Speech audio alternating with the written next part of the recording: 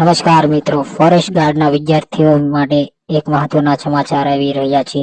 Forest ગાર્ડના પરિણામમાં થયેલા વિવાદો વચ્ચે હવે વિદ્યાર્થીઓ દ્વારા હાઈકોર્ટનો દરવાજો ખખડાવવામાં આવ્યો છે અને હાઈકોર્ટમાં વિદ્યાર્થીઓ દ્વારા પીએલઆઈ દાખલ કરી દેવામાં આવી છે.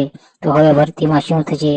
શું પીએલઆઈમાં કયા વકીલને રોક્યા છે? તો ચાલો જાણીએ આપણે. હાઈકોર્ટમાં જે પીઆઈએલ દાખલ કરવામાં આવી છે તે ગુજરાત રાજ્ય વન રક્ષક વિદ્યાર્થી સંગઠન ભાવનગર દ્વારા કરવામાં આવી છે અને તેઓએ પીઆઈએલ દાખલ કરી છે.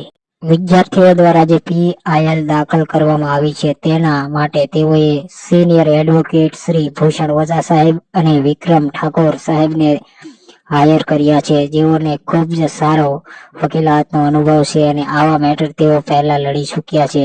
તો તેઓને આ ભરતી બાબતે જે પીઆઈએલ દાખલ કરવામાં આવી છે તે વિદ્યાર્થીઓએ તે આ વકીલને આપ્યો છે. ભાવનગર વનરક્ષક સંગઠન દ્વારા ખાસ નોંધ આપવામાં આવી છે કે અમે કોઈ પણ વિદ્યાર્થીઓ પાસેથી નાણાં ઉઘરાવેલા નથી, તો કોઈ પણ જાતના ફ્રોડથી સાવધાન રહેવું તેવું જણાવવામાં આવેલ છે. તેમ છતાં પણ કોઈ પણ વિદ્યાર્થી નાણાકીય મદદ કરવા માંગે તો નીચેના નંબર થકી તમે તમારું યોગદાન પીઆઈએલમાં આપી શકો છો અને તમે તમારો હક મેળવી